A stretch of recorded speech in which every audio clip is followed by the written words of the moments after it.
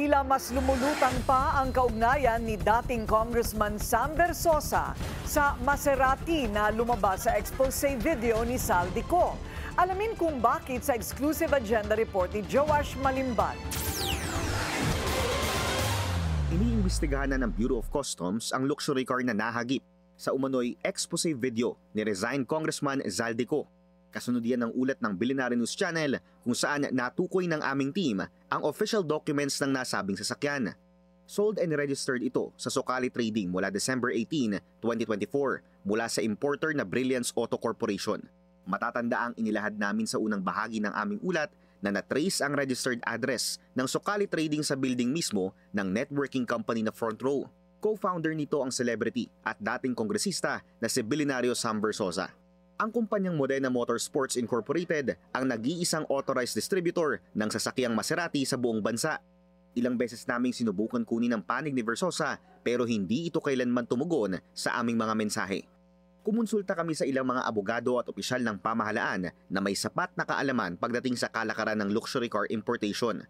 Tumanggi silang magpakilala pero ayon sa sources na aming kinonsulta, indikasyon ng conduction sticker na dumaan mismo mula sa kumpanyang Maserati patungong authorized distributor ang nasabing sasakyan. Muling nakakuha ang Billionaire News Channel ng ilan pang transaction documents. Sa isang BOC document, direkta ang importation ng kumpanyang Brilliance Auto Corporation sa kumpanyang Maserati mula sa Modena, Italy. Nakuha rin namin mismo ang invoice ng Maserati sa Brilliance Auto para sa naturang sasakyan. April 18, 2022, issued ang order kasabay ng 2 pang Maserati MC20 at 3 Maserati Grecale GT. Ang kabuuang halaga aabot sa $600,000 o approximately 35 million pesos. Ito ay kahit na ang Modena Motorsports lang dapat ang authorized distributor sa buong bansa. Ayon sa kinonsulta naming sources, isang malaking posibilidad na tinitingnan dito, pagmamay-ari rin ng company owner ng Modena Motorsports ang Brilliance Auto, kaya ito nakakaangkat direkta sa Maserati sa Italy. Pinuntahan namin ang building kung saan addressed ang Brilliance Auto Corporation. We've been waiting for more than 30 minutes para makapag-set ng appointment sa Brilliance Auto Corporation. So na wala pa rin update sa atin.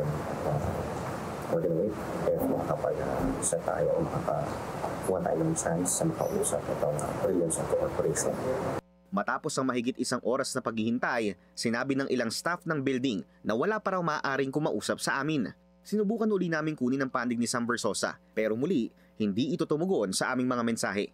Patuloy rin naming kinuha ang panig ng DTI sa pagsisiyasat kung bakit naka-address ang Socali Trading sa building ng Front Row sa Quezon City pero hindi raw muna sila magpapaunlak ng panayam. Para sa agenda, Joash Malimban, Billionaire News Channel.